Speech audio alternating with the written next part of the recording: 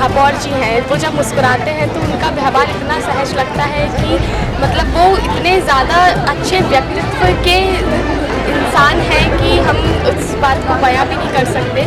एक मेयर होने के बाद भी उनके अंदर मतलब जो विनम्रता है वो हमने फील किया। जो मेयर सर का नेचर है वो काफ़ी हम्बल है और वो काफ़ी डाउन टू अर्थ है और हम लोग बहुत एक्साइटेड थे उनसे मिलने के लिए।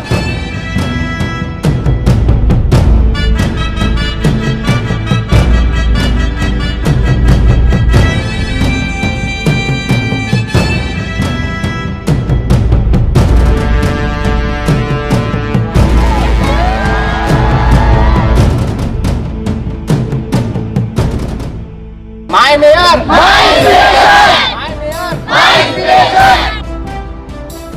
नवंबर 2022 की गुनगुनी सुबह, जब आधुनिक भारत के निर्माता पूर्व प्रधानमंत्री पंडित जवाहरलाल नेहरू की जयंती के मौके पर स्टूडेंट्स का एक ग्रुप देश के सबसे युवा महापौर में से एक विक्रम आहाके से मिलने पहुंचा। 3 से 10 लाख की आबादी में देश के सबसे स्वच्छ शहर छिंदवाड़ा के मेयर विक्रम आहाके ने अपने सरकारी आवास पर छात्र छात्राओं की अगवानी की, उनका अभिनंदन किया। इसके बाद शुरू हुआ बातों का सिलसिला। माय मेयर माय इंस्पिरेशन, ये शब्द स्टूडेंट्स की जुबान पर थे। So first of all I want to congratulate you for your successful winning.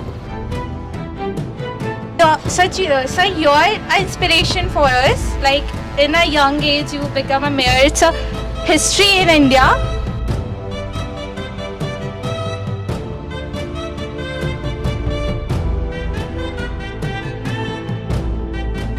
तो मेरा ये मानना है कि साथ के मतलब ग्रेजुएशन हो गया या फिर और स्किल प्रोग्राम चलाया जाए ताकि मतलब बच्चे जो है एक्स्ट्रा एक्टिविटीज़ में भी ध्यान दें, ताकि बच्चों को बाहर ना जाना पड़े या फिर छिंदवाड़ा का बच्चा अगर छिंदवाड़ा में रहकर ही काम करे, छिंदवाड़ा का विकास बहुत अच्छे तरीके से हो सकता है।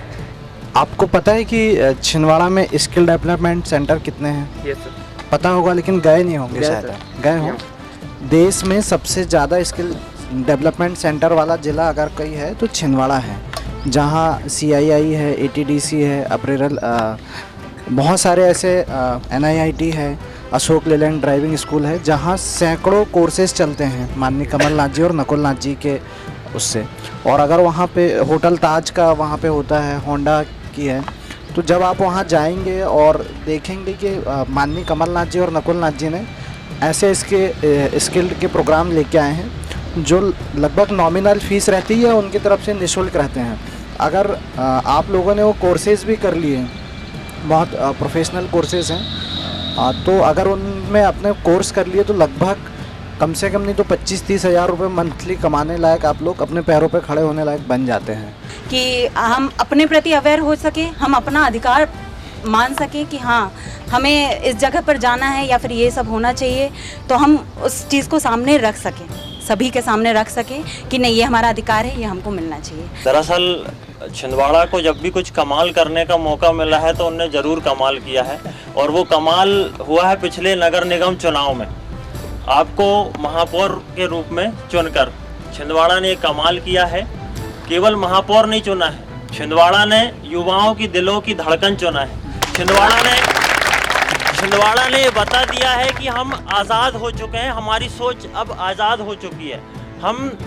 हम खुद का नेता चुनना जानते हैं, और केवल महापौर नहीं चुना है छिंदवाड़ा ने अपना आइकॉन चुना है।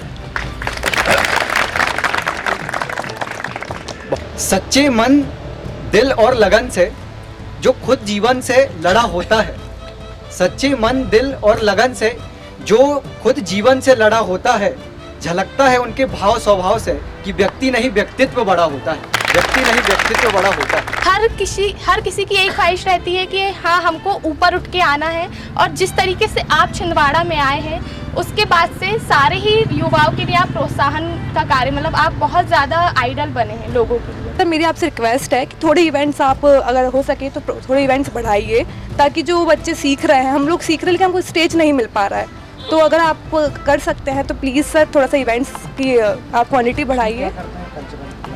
मैं क्लासिकल डांसर हूँ, कथक। हाँ, के ऑडिटोरियम हॉल का जो था वो माननीय कमलनाथ जी और नकुलनाथ जी की इच्छा है, और उन्होंने जब कमलनाथ जी की सरकार आई थी तो उन्होंने इसे स्वीकृत किया था, लेकिन किसी कारणवश दूसरी सरकार बदलने के कारण रुक गया। लेकिन अब हमारी पूरी कोशिश रहेगी कि मेरे कार्यकाल में माननीय कमलनाथ जी और नकुलनाथ जी के नेतृत्व में यहाँ छिंदवाड़ा में एक अच्छा ऑडिटोरियम हॉल हो, जिससे हमारे ज़िले की प्रतिभा को और शहर की प्रतिभा को निखरने का मौका मिलेगा। हमारी सुरक्षा के लिए बहुत हम लोग सुरक्षित महसूस नहीं करते हैं। मैं लेट नाइट अगर यहाँ से निकलती हूँ क्लासेस लेकर, तो अगर मैं कहीं चौराहे पर रुकती हूँ तो मैंने देखा है कि हम लोग सेफ फील नहीं करते। उसके लिए आपको कुछ करना होगा भैया। मैं कोशिश करता हूँ कि सारे कॉल जो मेरे पास आते हैं वो मैं ही अटेंड करता हूँ। मैंने अभी तक अपना निज सहायक भी किसी को नहीं रखा। मैं चाहता हूँ कि लोगों से मैं डायरेक्ट ही जुड़ा रहूँ, लेकिन एक व्यस्ततम समय में इतना संभव नहीं हो पाता।